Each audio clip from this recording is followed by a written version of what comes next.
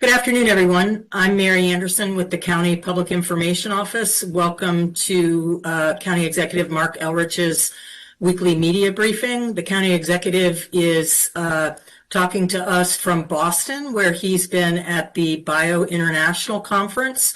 We've got a hard stop in 30 minutes, so he can get on a plane to get back to Montgomery County.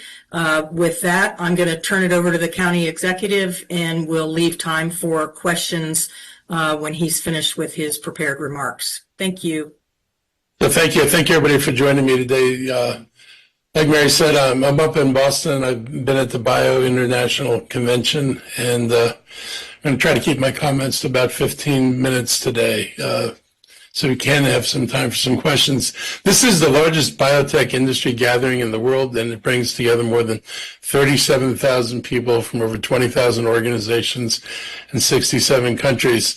I've been here to represent Montgomery County. Judy Costello is with me from our Economic Development Shop in the county government, and the Economic Development Corporation also has representatives up here, as does the state of Maryland. I've been here to represent the county and to promote it as one of the best locations for biotech investment and expansion in the U.S. And we spent a lot of time talking with companies, particularly from Asia, who know Boston and they know San Francisco, but they don't know a lot about Montgomery County. And so talking to them about where we rank and being able to show them comparative data so they understand how large and vibrant our cluster is in Montgomery County is one of the important things we do here. And we've had, I think, some pretty good meetings. I've had more than 40 scheduled meetings. Not every single one of them happened, but these are with bio companies and international delegations, including from Japan, India, Taiwan, Korea, China, Ireland, and Australia. Many of these companies are exploring new locations, and Montgomery County is high on their list because of our talent, infrastructure, and commitment in innovation. One thing we do have a strong presence in is recognition from both Korea and Taiwan because of our trips there and our cooperation with local biotech companies and some of their research facilities. So it was good to see friends who know who we are and help us open doors to other companies from their countries. These meetings do open real opportunities for future growth. They're going to help bring jobs, research facilities, and business partnerships to the county. I want to thank Lieutenant Governor Aruna Miller and Secretary of Commerce Harry Coker for leading Maryland's presence here and helping to make this a coordinated effort to bring investment back home. This kind of coordination is not the kind of thing we were able to do earlier before Moore was governor, so it's really great to be able to work with the state and do things together. I want to take a few minutes to talk about last weekend's political violence in Minnesota. These killings reflect a growing level of political hostility in this country and have added more fear and anxiety for people who are just trying to participate in public life. Yet this is how President Trump responded to this act of targeted political violence. When asked whether he would call Minnesota Governor Tim Walz about the tragedy, he said, "Well, it's a terrible thing. I think he's a terrible governor. I think he's grossly incompetent person, but I may call him." Those comments are about as insensitive as you can get, and just another demonstration of this man is not morally grounded in the real world. This is a very typical Trump response. There's no comfort for leadership or for, the loss of someone that, that the governor knew and that many other people have known. When people are looking for empathy and support, they're not looking for a guy who sounds like Don Rickles. But apparently that's what we've got. This isn't new, though. And it's the same vitriol that leads individuals to think they can take violent actions into their own hands. We saw this type of response to Charlottesville, and we saw it to January 6th. And the California wildfires and the air disaster at Reagan Airport, and we surely will get a similar response next time a tragedy happens. And that's just sad. That style of leadership focused on personal attacks and political grudges runs counter to the values that should define a healthy democracy. Millions of people across this country took to the streets this weekend as part of the No Kings protest. I was out at the protest along New Hampshire Avenue on Saturday, and the turnout was very encouraging. People are organizing. The movement for accountability and decency is growing. Thomas Paine once said, "We are only kings to the law." And even Americans who are Republican, Libertarian, or Conservative don't want dictators, autocrats, or monarchs. That's not what elections are for. The national mood is shifting, and it's starting to show polling numbers, including on issues like immigration. The reason why so many people are rejecting these policies isn't political; it's kind of existential. The attack on immigration is just astounding, as I've referred to before. Every immigrant group that came to this country was greeted by hate and by discrimination. People lived in ghettos; they lived separate from outside of other communities. I remember visiting relatives in New York, and there were neighborhoods you didn't walk into because you weren't of that neighborhood, and that's only in the 1960s. So the kind of tensions between immigrant groups is not new to this country. But what is startlingly different about what we're doing now is every other immigrant group has been absorbed. All the focus was on getting these people Americanized, getting them educated, and getting them into the workforce, and allowing them to participate in civil society. That is not something that the president recognizes for Hispanic immigrants. And I will say the language about they're all criminals, they're all horrible human beings is the kind of vitriol that was thrown in the earlier immigrant groups that came here. So this is nothing new. But the response to immigration is kind of horrifying. And I was really concerned last week when he talked about going back to what he said he was going to stop. And for a brief, bright moment, he said, maybe I made a mistake by going after the hospitality and the food industries. And it took all of 24 hours before he reversed himself and told everybody to double down on that. If they shut down the meat packing plants, we're going to see food in the grocery stores. We're not going to see meat in the grocery stores. We're not going to be seeing meat in the restaurants. When he goes after farm workers in California, there is not another reserve workforce waiting to come in and take their place. And if he goes after the hospitality industry, that's going to affect hotels and restaurants. It's going to have serious economic impacts, which apparently he doesn't care about. But unfortunately for us, we're the ones who are going to experience those impacts. So as this unwinds, I hope people keep their cool about them, but I also hope people think have a little bit of perspective on how the immigrant situation today isn't all that different than what we've experienced before, and not something that we haven't been able to successfully deal with before. I also want to recognize an important announcement from someone I've worked alongside of for many years. Gustavo Torres, the executive director of CASA, announced that he's going to retire later this year. Gustavo has played a major role in shaping immigrant advocacy in the region, but he's also played a major role in supporting social justice issues, whether they apply to immigrants or otherwise. He helped build CASA from a small operation in Tacoma Park, and I remember going into his office back in the day. And I've worked with him ever since on my days on the city council in Tacoma and then as a county council member. And I've seen the results of his passion and his determination. And his retirement is going to mark the end of a significant chapter in our county's history. And I look forward to the opportunities we'll have to honor him properly over the upcoming months. But I'll always, remember the work we did together that many of us were able to do and his steadfast commitment to social justice.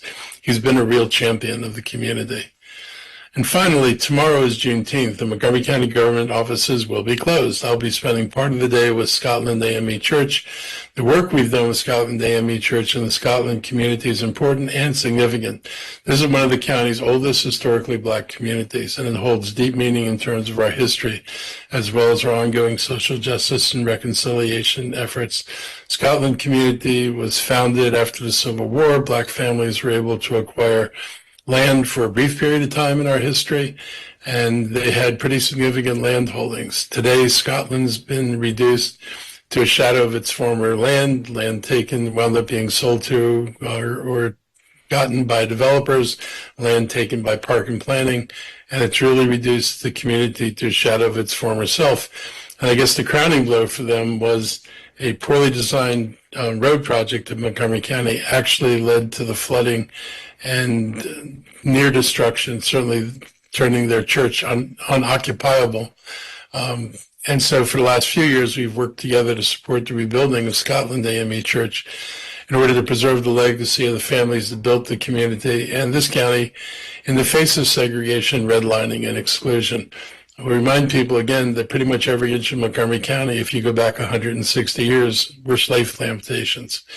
And The black population in Montgomery County actually was larger in 1870 than it is now, because the segregation in this county until 1967 largely prevented black families from renting or buying property anywhere in Montgomery County.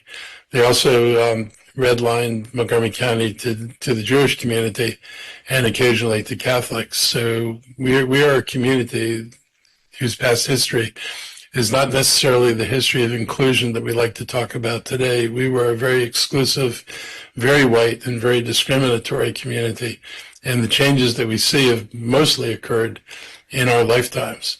On a holiday like Juneteenth, which celebrates the delayed promise of freedom, it's important to acknowledge that freedom also means restoration, repair, and respect, and our partnership with Scotland represents the work in action. For those who don't know what Juneteenth is, which I imagine is a fair part of our audience, it is the day, commemorates the day when the last, when the Union general finally effected the surrender of the remaining forces in Texas and liberated the last of the black communities and truly freed people. And, for the black community, the 4th of July, if you think about it, was a pretty hollow thing. There was not much meaning for the 4th of July, and I always felt sorry for the veterans, particularly during the Vietnam War, who went over and fought for this country and defended this country and came back here and faced nothing but segregation and discrimination.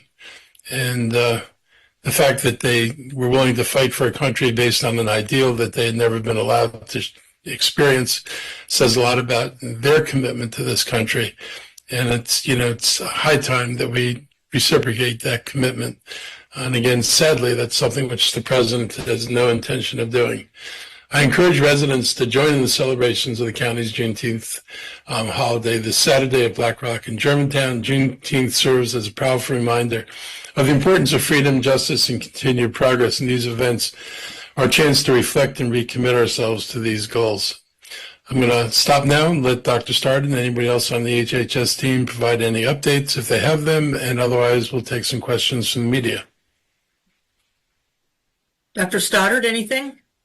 Yeah, I do. I just wanted to call out the summertime task force with the Montgomery County Police Department for their update that they provided since May 21st, when the summertime task force. And as a reminder, this is focused on making sure our roadways are safe, eliminating driving under the influence, things of that nature.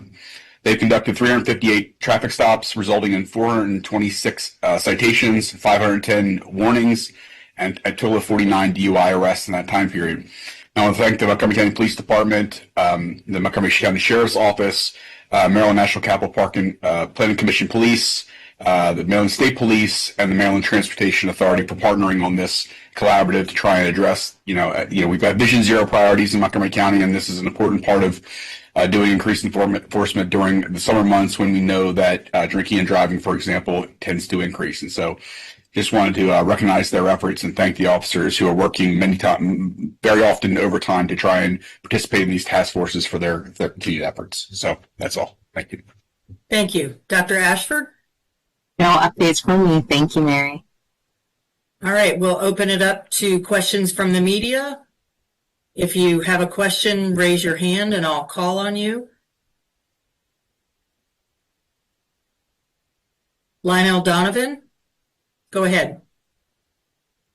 Thank you so much, Mary. Good afternoon, everyone. I just wanted to see if you might be able to talk a little bit about the Purple Line. We've talked to some businesses here in the area, especially in regards to the intersection in Silver Spring that is being shut down for construction, the intersection of Wayne Avenue and Fenton Street. Would you want to kind of speak to some of the difficulties some of the businesses have been talking about as far as trying to endure all of this construction that's being set up, all the construction going around the Purple Line, with some saying that they might actually move out of the area in order to avoid all this construction? The Purple Line is a very sad story, and the management of the Purple Line by the company that the former governor hired has been a real travesty. The state took complete control of the project, left the county with no control over any part of this project, which meant that we lost control of our ability to deal with some of the street problems that people are dealing with. What they're going to shut down is absolutely necessary. You don't have a purple line unless the tracks connect from Wayne Avenue over to Bonifant so they can go into the station. So they're going to go through the intersection of Wayne and Fenton, and there's no way of avoiding it. So there's not like there's a workaround that can be affected. I'd say the pace of work progress has been slow.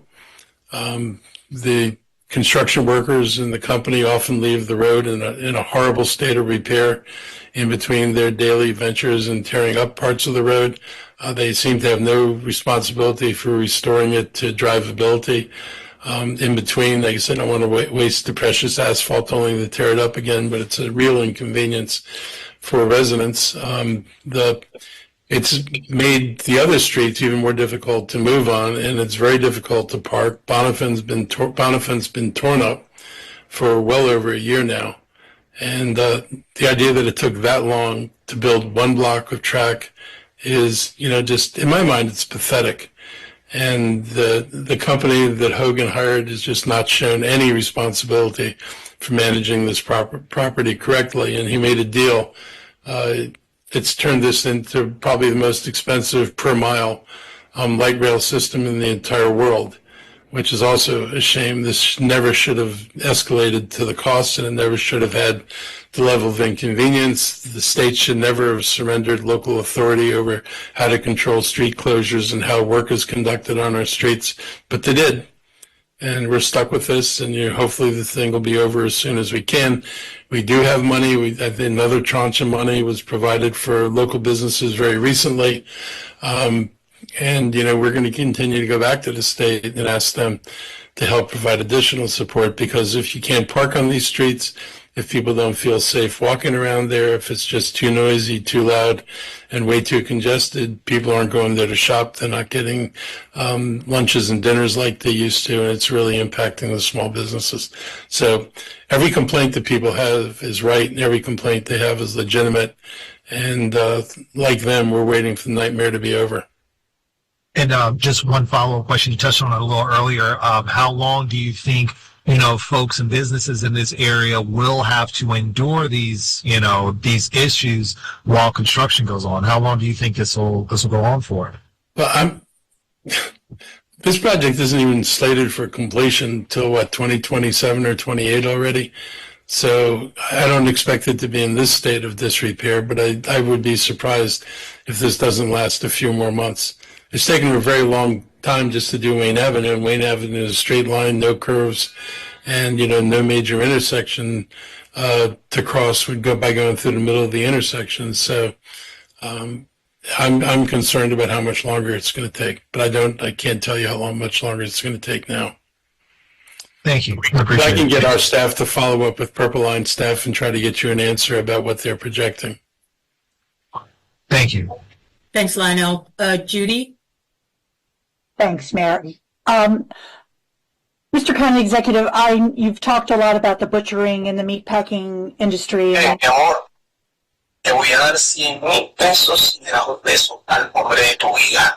Can somebody make sure they're on mute? It's Lionel. There we go. Sorry, Judy, go ahead. That's quite all right. Anyway, Mr. County Executive, you talked about the meatpacking and the butchering industry, the impact on all of us. I have a lot of family on the Eastern Shore, and I frequently walk down to the docks and talk to those in the crabbing industry, and they are terrified at what this will do to them. Am I correct in that Maryland could suffer drastically the economy because of the immigrants? Oh, absolutely. Like even Montgomery County has migrant workers. The Eastern Shore has migrant workers. The Eastern, for the agricultural industry over there, a huge portion, more than half the workforce in construction in the DC region is probably is immigrant workers. So you could see if he goes through with this thing, you could see a major dislocation of the economy. Buildings aren't going to get built. If restaurants don't have staff, they're not going to be able to operate. It's not like there's a reserve army of people who are dying for these jobs they're not out there. And if they're not out there, those jobs don't get filled. Those businesses don't open. If you can't wash dishes and serve tables and you don't have cooks, there's no way you're going to be operating a restaurant.